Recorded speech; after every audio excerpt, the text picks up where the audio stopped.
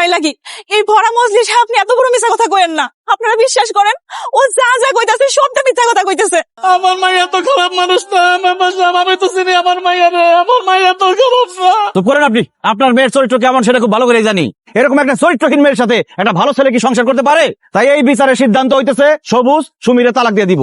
খবরদার, এরপরে আর কেউ কোনো কথা কইবে না। কত টাকা ঘুষ খাই রায় দিতেছেন মেম্বার সাহেব? কি বলতেছেন চেয়ারম্যান ম্যাডাম? আমি একজন সৎ নিষ্ঠাবান আদর্শবান মেম্বার, আমি ঘুষ খাবো কেন? আমি ঘুষ খাওয়া তো দূরের কথা, ঘুষের টাকা জীবনে দেখিই নাই। ও আচ্ছা, আপনি ঘুষ খান না? শান্ত, পকেট চেক করো।